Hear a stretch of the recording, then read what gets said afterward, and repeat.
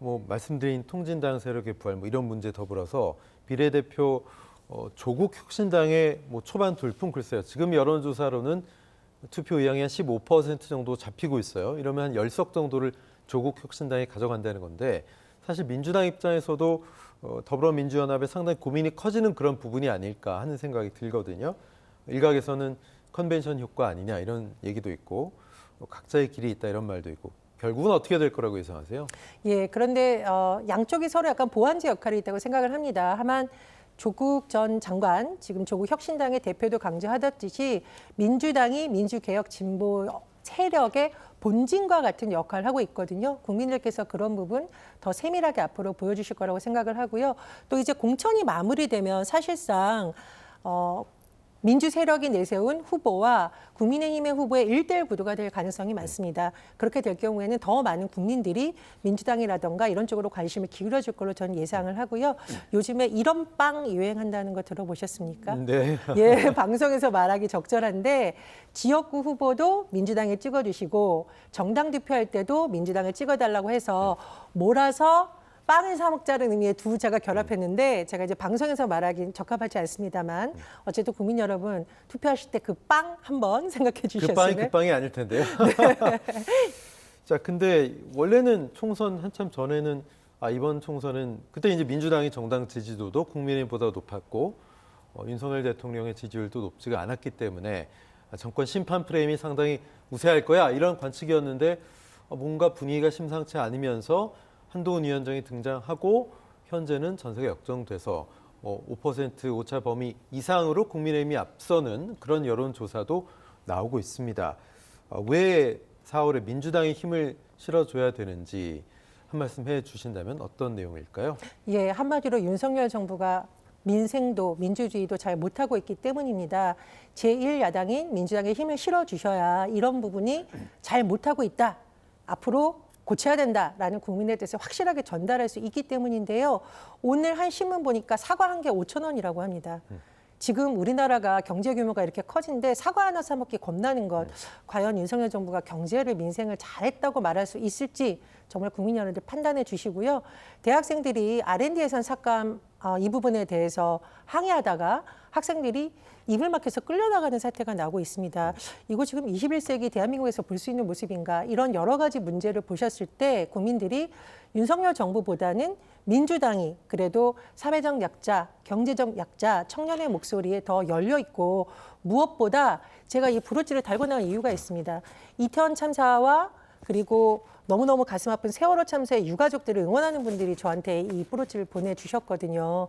이렇게 참사 때문에 힘들어하는 분들의 목소리를 과연 윤석열 정부가 더 들었는지 민주당이 더 듣고 그런 부분 해결하려고 노력했는지 꼭 봐주셨으면 좋겠고요. 그런 세력이 조금 더 국민들의 투표로 힘을 얻는다면 약자들의 눈물보다는 웃는 날이 더 많아지지 않을까 그렇게 생각이 듭니다. 예, 요거는 질문 내용은 없는 내용인데 제가 좀 궁금해서 여쭤볼 텐데 이 비례대표라는 게 사회 각 분야를 대표하는 전문성을 가진 분들이 들어와서 모든 걸 다 아는 게 아닐까 국회의원들이 다양한 분야에서 정책도 발의하고 또 법을 만들고 통과시키고 이런 역할들을 기대하는 거 아니겠습니까? 근데 최근에 용해인 비례대표 의원이죠. 기본소득당 대표 관련해서 비례대표 재선을 노린다 이런 얘기가 나오면서 얘기들이 많습니다. 일각에선 리틀 김종인 아니냐 이렇게 비아냥거리는 목소리도 있고 기본소득을 얘기할 사람이 기본소득당의 용해인밖에 없느냐 이런 얘기도 있습니다. 그거에 대해서는 개인적으로 좀 어떻게 보시면 조심스럽겠지만 어떻게 보세요? 예, 비례대표를 2번 이상 하신 선례들이 있긴 있습니다. 다만 우리가 이렇게 위성정당이라는 비판을 일부 감수하고서라도 민주연합이다 생긴 것은 조금 더 새로운 세력들을 많이 포용하겠다는 뜻인데 용해인 전 대표가 그런 결정을 좀 아쉽다라는 평가가 일각에서 나오는 것으로 보입니다. 일단은 그 정도로 평가를 하고요. 다만 제가 말씀드렸듯이 이번 총선은 윤석열 정부가 정말 일을 잘했는지 국민들이 판단해 주시는 선거입니다.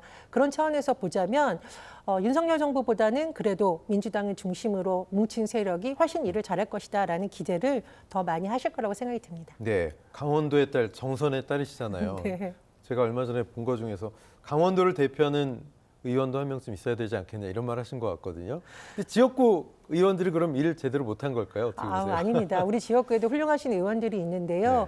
강원도는 이제 인구 소멸 지역이 많습니다. 예, 예. 그런데 우리나라 선거구 획정이나 이런 것이 인구수에 따라서 되다 보니 선거 때마다 선거구 획정 문제로 고통을 받고 있고 또 지역이 너무 어렵다 보니 우리 고향 출신이 비례대표가 가서 지역 소멸 문제를 좀 다뤄줬으면 좋겠다 네. 이런 차원에서 많이 얘기를 하시는 거거든요. 지역 소멸이라는 것은 특정 지역의 이익을 챙기는 지역구 의원보다는 전체적인 관점에서 국가적 문제를 볼 수 있는 비례대표가 좀 적절하다 이런 네. 생각을 해주신 것 같고요. 그래서 아마 강원도 정선 출신이고 네. 또 중앙과 서울을 잇는 중앙과 강원도를 잇는 일을 여러 번 해본 저를 좀 씩씩한 일꾼으로 추천해 주신 게 아닌가라는 생각이 듭니다. 예, 지금 말씀하신 그런 내용도 만약에 원내에 들어간다면 한번 추진해 보고 싶고 뭐 다양한 계층의 목소리를 대변하는 비례대표 의원들의 몫이 있는데 국회 입성하게 되면 또 어떤 법안 발의하고 어떤 일 좀 본격적으로 한번 해보고 싶은 포부가 있으세요? 예, 우리나라에서 아직까지도 사회적 약자, 경제적 약자를 위해서 해야 될 일이 너무나 많습니다. 청년도 청년인데 제가 말씀드렸듯이 지역의 저소득층 청년들은요, 공부를 잘해도 대학 진학을 심지어 포기해야 되는 일, 또 지역에서 대학 나오면 일자리가 없어서 고향 떠나서 수도권으로 와야만 되는 것이 현실이거든요. 이런 문제를 좀 풀어보기 위해서 지역균형 발전 목소리 많이 내고 싶고요. 또 제가 여성입니다. 그래서 여성, 청년, 사회적 약자, 경제적 약자를 위한 법안 내고 그런 분들의 목소리를 담을 수 있는 것이 바로 민주당이다. 이런 말씀 드리고 싶습니다. 알겠습니다. 마지막으로 시간이 다 됐거든요. OBS 시청자 여러분께 한 말씀 부탁드리겠습니다. 예, 여러분 드라마 보실 때 낭만 닥터 김사부 보시면서 야, 김사부 같은 사람들 좀 맞아줬으면 좋겠다는 생각을 하셨죠? 제 별명이 낭만 교수 전교수 전혜연입니다. 말씀드렸듯이 강자보다는 사회적 약자와 경제적 약자의 입장에서 많은 목소리를 내고 또 윤석열 정부 못하고 있는 점 따끔하게 야무지게 지적하는 의원이 되겠습니다. 많은 성원 부탁드립니다. 네, 더불어민주연합 비례대표 후보의 도전장을 낸 전혜연 후보였습니다. 고맙습니다. 감사합니다.